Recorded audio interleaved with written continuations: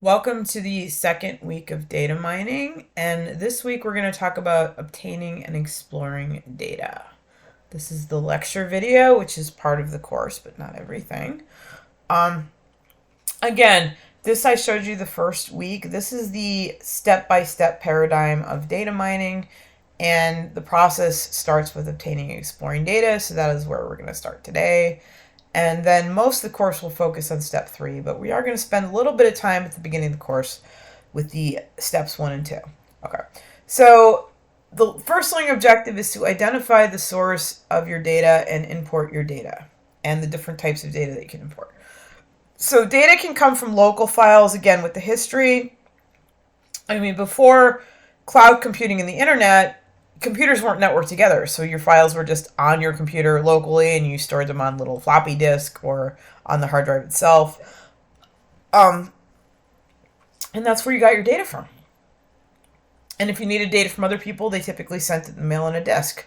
When I started working as an analyst in the mid 2000s, I would still get data mailed to me on a CD. That was how I got the data.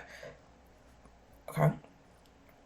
Connecting to a database can mean either connecting to a database for the internet, or if you're within a company, you could actually be connecting to another computer in the company that's basically almost just directly wired to it, because it's kind of like an internal connection. You're not going over the internet, and you can be connecting to their backend database, which is what I typically did when I worked for health insurance companies. As I was an analyst, and there was an IT department, 2 floors away, that had the data in their internal warehouse. I think a lot of it's still done that way, particularly for smaller things. Not everything is internet based. You can technically scrape data off the internet. Don't get the idea that I'm justifying that, because I don't think it's 100% legal. And you can get data from all sorts of other places, particularly the machines that collect data on customers as they buy things and transactions in stores. All kinds of businesses are networked and collecting data on all kinds of things.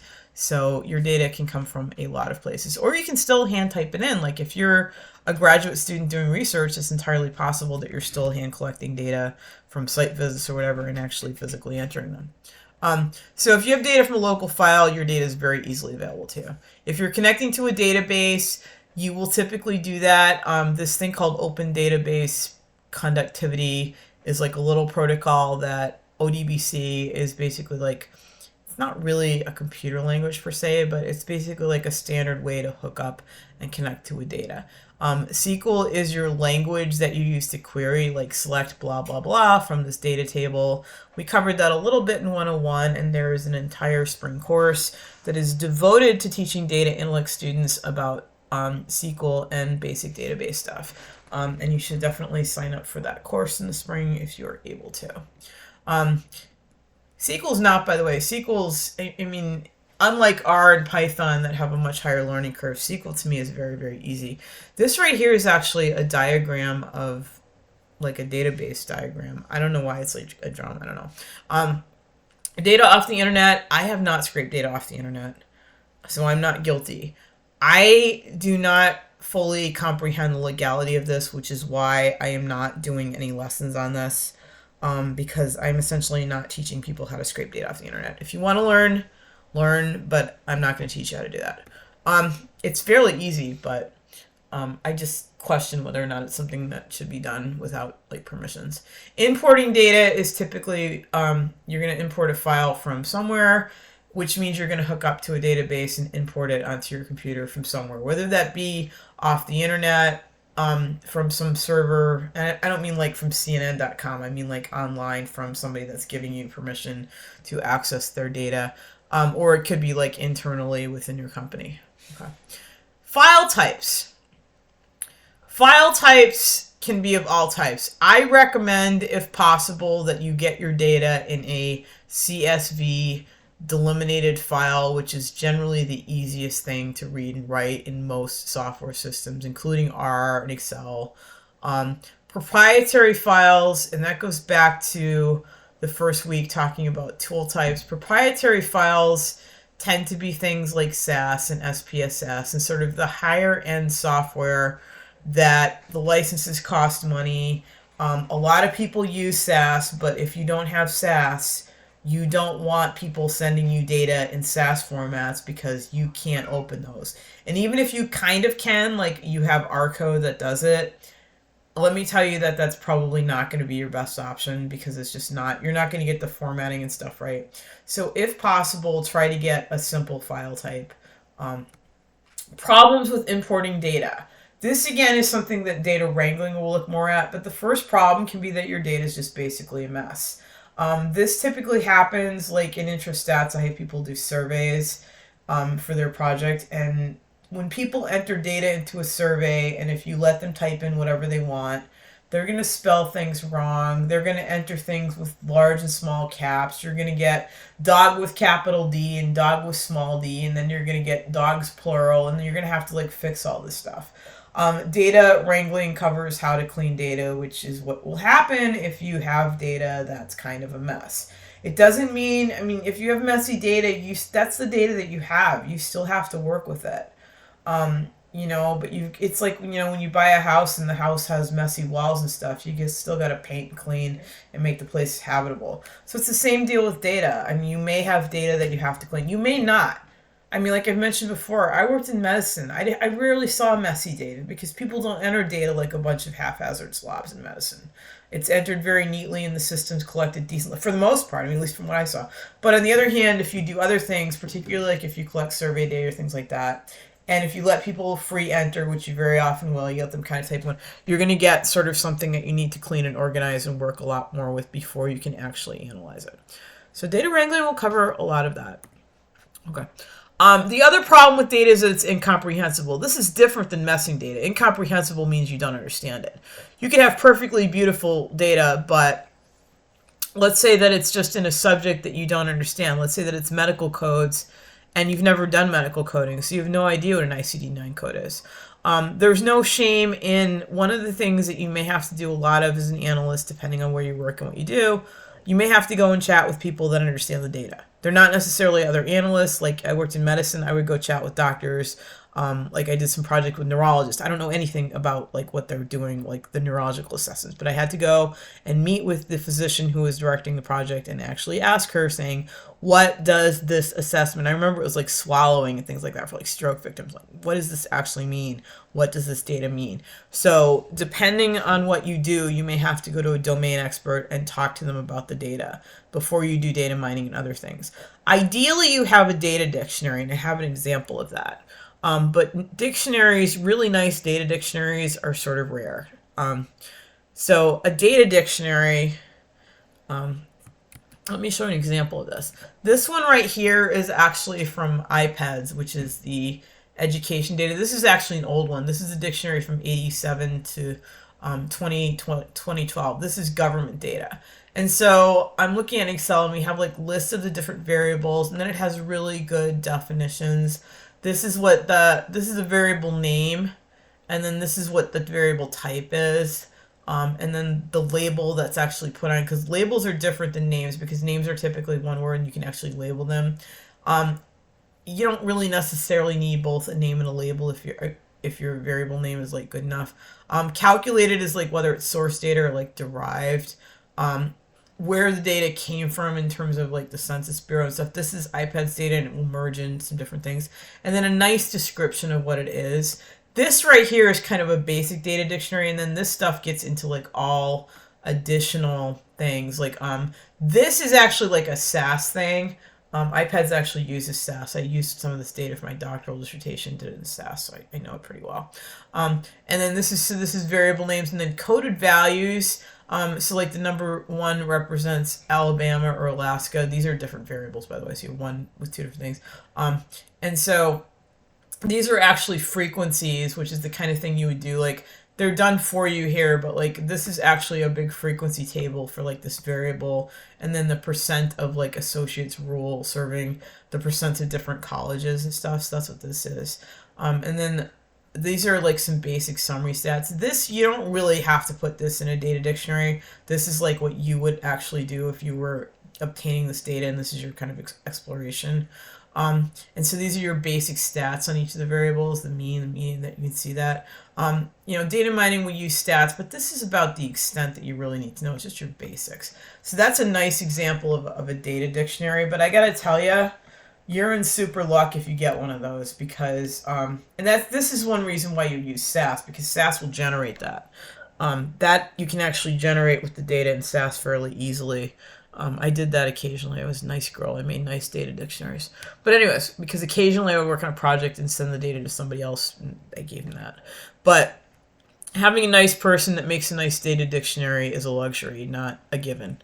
The next thing to do is to distinguish between structured and unstructured data. Structured data is what you typically look at in your row column spreadsheet style data.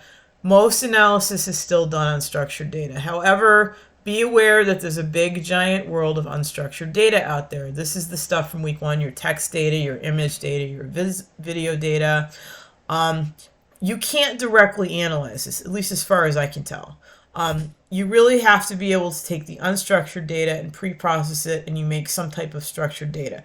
So in other words, you basically have to figure out a way to put this in a table. So with the text data, you put it in a table and you look at the frequencies of words and stuff. But you have to strip out sort of the punctuation marks and the sort of words like and or and things like that. So unstructured data requires a lot more pre-processing before you can actually do stuff with it. Storage of unstructured data, however, I don't know that much about backend data storage, by the way. You can store this fairly easily without structured data. Is typically in a row column sort of SQL query, structured query language is what SQL stands for. But you can fairly easily store unstructured data in a data warehouse kind of thing. It's analyzing it that's you have to be really careful and pre-process it a lot to parse it and make it analyzable. Understanding data contents and using a data dictionary. So that's what I just showed you. But data contents refers not just to the data itself, but the types of data, the variable names, and all that. So that's what this is, right? This is all the context and the variable names. This is what's called metadata as well. So this is the different variables and all the stuff in this data. There's a lot. This is a government database on all the colleges in the country, so it's pretty big.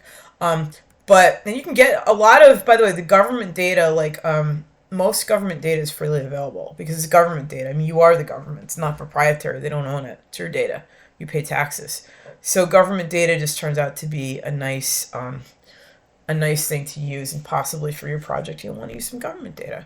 The only thing is I have to warn you is that government data tends to be more complicated than something that you would get off Kaggle or something. But anyways, so you see in here we have all the definitions of the data and all that. That's in here. So that you need that. That's the data contents. Know thy variables. Before you do data mining, you really sort of need to take some time. Maybe it's a week. It's not taking the day off. It's doing work just like anything else. And spend a little time reading through oh, this one's total expenses and operation maintenance. Maybe you need to look up what operations and plant mean. That typically means building maintenance. But total expenditures on interest, that's if you have debt and paying on the interest. So you need to sort of read through, and I mean, you might not be lucky. You might not have a nice data dictionary. So you might have to go, if it's not just people either. It may be that you're doing business analytics and you have data from some type of system that a store uses when they scan products and sell stuff. I don't know what that point of sales, or I think they still call that. You might need to actually call the company. If you have data from some software like that, which would be a store generating, or healthcare, or there's all kinds of systems that generate data. There might not be anybody that actually understands the data, by the way. They might give you they might have this data dump of the last 6 months of sales and just give it to you and be like, hey, new analyst, have fun, analyze this. You might have to spend a little bit of your time calling the company that made the software. Somebody knows what the data is, but it might not be the people that you're working with. Because they hired you as an analyst to do their analysis because they don't understand the data. So you're essentially the person to translate it. You may have to go back and spend time on the phone or on a Zoom or whatever, going to the people that made the software for the sales and having them explain to you what the data that collected is, how it was collected, and they'll be like, oh, this is the price tag scanned, or like, oh, this is the UPA, and explain, and so you might need to communicate to understand your data. I did a lot of that. I worked, this is I'm getting so ridiculously old. I worked a lot in medical stuff, and I had data from medical database, electronic medical records, which nobody really knew what that is. And they literally just sent me all this data and said, here, analyze it. And I had to spend like hours and hours on the phone. This is before Zoom, calling them. And they were very helpful, but I literally had to spend a lot of my time figuring out what the different fields in the data were before I could do other things with it. So just be aware that that is sort of part of your job. People think analysts just analyze the data. No, because you have to make sense of the data. And before you do data mining and other things, you have to know what your data is. Are you necessarily going to use every variable? No. I mean, perhaps you're doing a project and they just want to know like what symptoms people had before they got COVID or something like that. So maybe you only need like certain fields out of it. You don't necessarily need like everything. So, but knowing your data and knowing what variables to use is important. You're not necessarily going to work with every single variable. And in many cases, you certainly don't want to, because you might have 100 variables and only like 6 of them are like something that is of interest to you. So you might have all these other variables and like patterns of buying stuff, and it might have all kinds of like weird things that you don't care about, like what store number it was. It doesn't really matter. I mean, it may, but you know what I mean? So you have to sort of like look at your data and figure out what your variables are and figure out which ones you're going to use. And also another thing is that different software handles different types differently. If you notice on this, if you look under the data types, they're all numeric or character, and that's all that anyone cares about here. Other systems might have, like SPSS in particular has like a bazillion different data types. So some systems will label data slightly differently. Just be aware of that. Okay. So that's your data source. Try to track the source of the data. If it's not your data, I mean, if it is your data, like one thing, if you're a grad student doing PhD work, it's your data that you collected in most cases. So you should understand the data that you collected as part of your research. If you don't, I think you're in trouble. But a lot of times when you're hired as an analyst, particularly the point of sale or medical records or all kinds of other things, you are going to have to go back and you're going to have to chat with people. They may or may not have a lot of documentation, because they got to tell you, from what I've seen, people don't document. The nice data dictionaries that you get with government data, you may not get. So, and even, for your projects, try to pick data that is reasonably well documented. Okay. The other issue is, are there biases? And the answer to that is probably yes. Even with something like sales data, you wouldn't think, but maybe the sales data that you have is all from Black Friday or from like the week before Christmas. And that's going to be not reflective of overall buying patterns. It's going to be biased towards specific times and stuff. Or maybe the store that it's from is from like a rich area, you know what I mean? And as opposed to like representing people in general. Maybe it's from like, I can't mention the towns that I live near, but there's towns that people are a lot wealthier. And if you took store data from those towns, it's going to look different from other towns. So there's all kinds of ways that data is not randomly sampled. And as mentioned in week 1, this is a big, huge issue that I don't think people are paying enough attention to. But anyways, metadata is data about the data. That's your data dictionary kind of stuff like this. This is metadata, okay? This would all be considered metadata, okay? It's essentially like secondary data, right? I don't know how that did that, but it did, okay. The data dictionary is what I showed you, a structured document. Typically, it's a description of the data elements. That's a minimum. I mean, at a minimum, a data dictionary contains the variables, what type they are, and a description. At least if you have that, you have something. It serves as a reference guide, but like I said, you may or may not be so lucky, because people are not great about making those. The other thing about a data dictionary that's good is if multiple people are analyzing it, they give you a standardization. So the definitions are the standard, so people aren't doing their own interpretation of it. But like I said, you might not get lucky and have such a thing.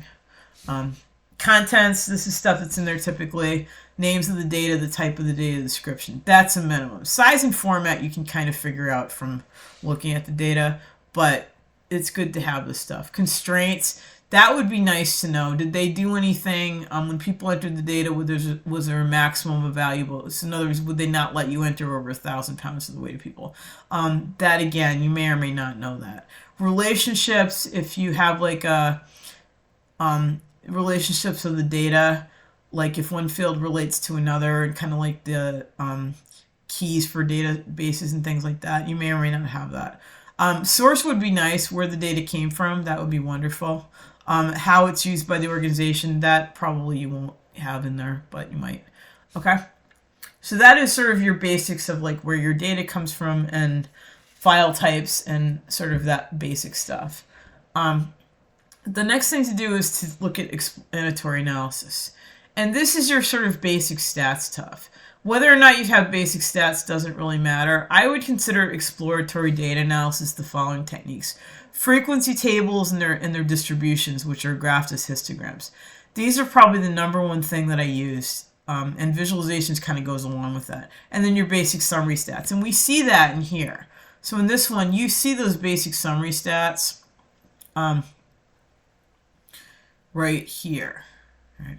So they did more than, I mean, this is government data. You're not going to get this lucky. So they do, N is the sample size, which is 6,511. Those are different levels of colleges and types in the U.S. So yes, there's a lot. The mean CPI index, the mean total FTE student enrollment, 2,600. Standard deviation is huge. There's actually a school with one student, and then there's actually a school with 307,000 students, which is crazy, but there are some schools. Southern New Hampshire, I believe, has 150,000, which is just nuts. But so these are your basic descriptives, and this is literally a data exploration because it does in fact tell you a lot. And you could do this, like if you get a data set, you're not, I mean, I did in fact work with this data, but I never worked with all the variables at once. I worked with about 60 of them that I pulled out, and then about 10 that I actually used. But so this, you can see this is a data summary. You might want to do some graphs and charts. You're looking for a few things. One, when you do this, you're just getting to know your data. This isn't really basic stats in the sense that you really care so much about the mean, median, mode, and you're going on and doing, like, it's not really statistics in that sense. You're doing exploratory data analysis to get to know and understand your data before you mine it. So you do want to do a little bit of this. It's not particularly time consuming. The other reason you want to do this is you want to see how clean your data is. You want to look for crazy outliers, which you will see in frequency tables and distributions. Okay, so the thing about frequency tables is they work for every kind of data there is. They work for everything. Frequency tables is simply pancaking the data down into a nice table, looking at the frequencies, looking for strange patterns. Frequency tables will show you spelling errors because boy spelled with small and capital letters will appear as two separate lines, and that will also give you hints for data cleaning. So we'll come back to this in data wrangling because frequency tables are a huge thing to use in terms of just looking at your data, and they're very simple. I mean, there's nothing to a frequency table. We teach it on the second day of Intro Stats. I do it in Excel with a pivot table, but all software, including Orange that we're going to use, all software does a basic frequency table really, really easily, because that is really where to start with your data. You can also look at these in terms of histograms. That is only going to work for quantitative variables. It's not going to work for categorical. And then you can just look at the distribution. If you have a histogram, which is kind of what this is, by the way, so I put it here. And then like you might have something way out here, and so you can see really obvious that there's problems. Hopefully you won't have problems, but you may. So frequency tables and distributions are extremely helpful. I was kind of stunned because, I went to grad school in stats and all this, and I was like, oh, I'm going to be doing all my high-level modeling. I spent most of my time doing a lot of basic looking at data.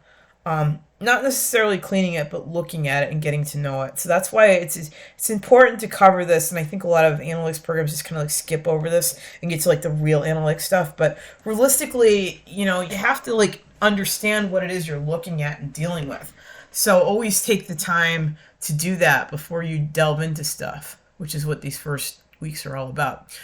Basic summary stats, quantitative variables.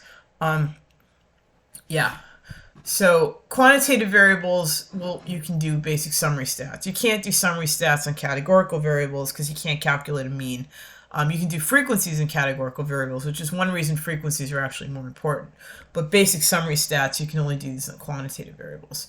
But they do give you, and you can see, this one doesn't do any, but it does min and max. It doesn't do the full 5-number summary.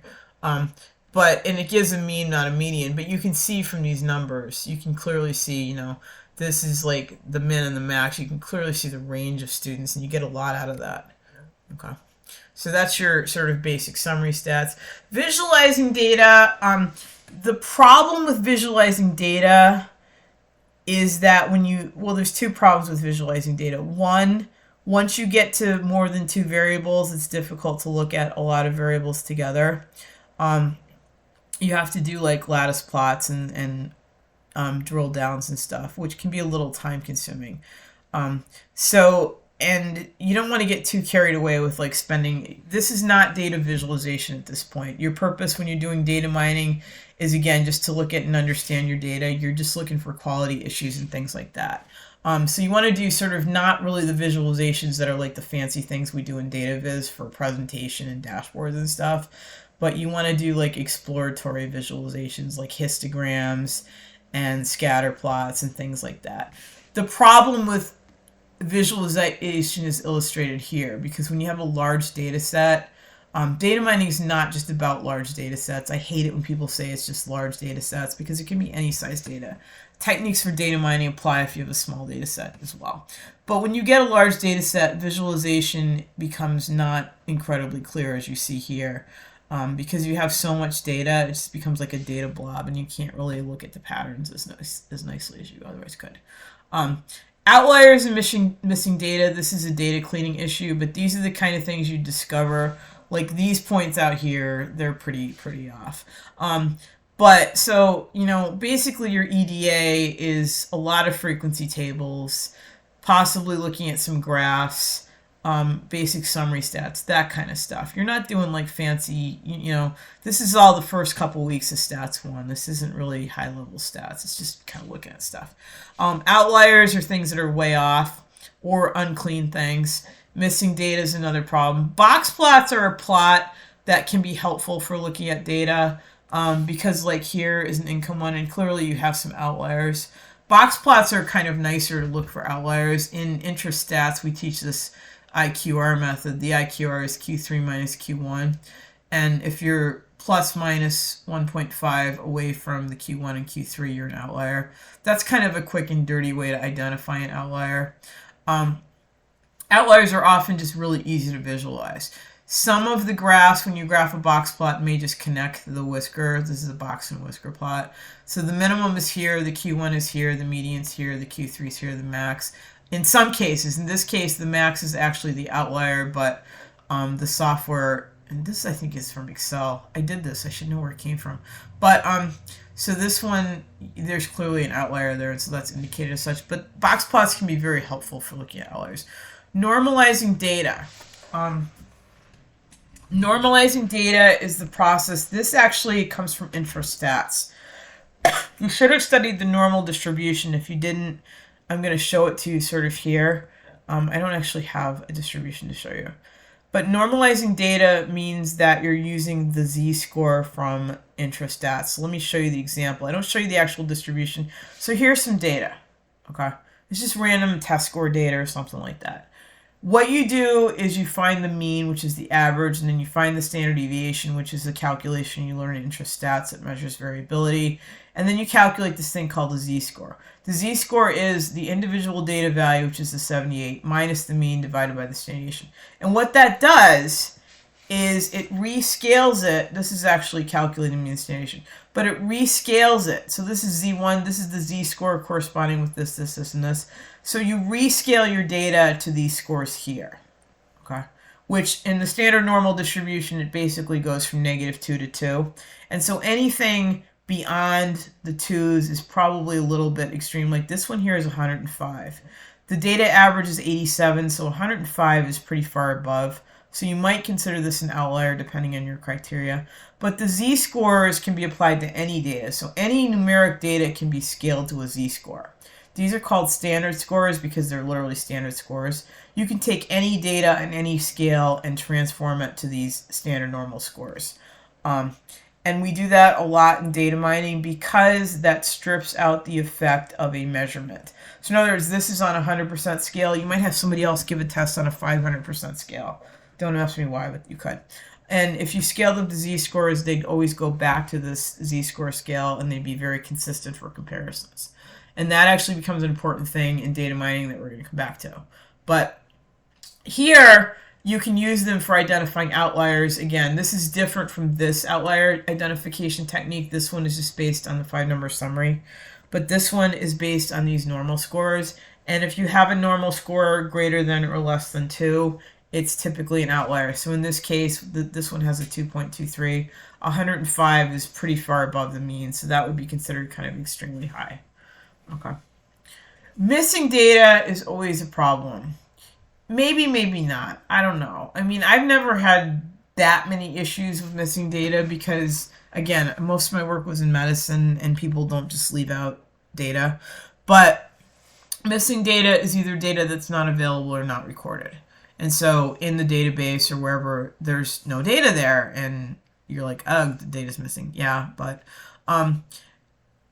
because data mining is actually exploratory, in other words, it's not as dependent on missing data as like high-level statistical modeling, where having a certain number of values missing would like make it impossible for you to actually do your model. Missing data is really not as much of a problem in data mining as you would think it is. So yeah, I mean, somebody didn't fill in a question on a survey. Oh well. You can still use the rest of the fields that they filled in. It's kind of not that much of a problem. Missing data, however, by nefarious deletion, and I mean somebody took the data and deleted certain things, that's another story. You don't want that. That's an incredible, like, unethical mess. So you don't want to do that. You don't want to do that yourself. Like, you can't take data and just say, hey, I don't like this, get rid of it. No, you can't do that. Missing data can be detected with a frequency distribution. Most frequency distributions will have, like, some type of missing option or something like that. Like, if you do a frequency table and you only have 583 in there and there's 600 rows of data, then you know that 107 of them were, or 117 or whatever were missing.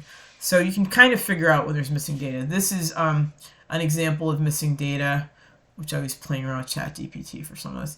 And I got it to generate tables with missing data. So you just have literally missing data, like ID4 here. It doesn't, you don't know what kind of fruit it is. And you can tell that because this, by the way, is the number of fruits and the number of colors that are missing, and it actually is doing a frequency on missing data. Some software, such as SAS, will actually do like a missing data analysis. Some other software won't. Like, you have to figure it out. But you're missing 2 fruits and you're missing 3 colors, so there's missing data here. You're also missing 2 quantities, but that's not noted. So you can generally detect your missing data. So those are some of, so this was an exercise in, let's go through this again. Obtaining and exploring your data. Where are you going to get your data from? What's your source? How are you going to connect to a database if you have to? Scraping off the internet is sort of something I'm kind of avoiding.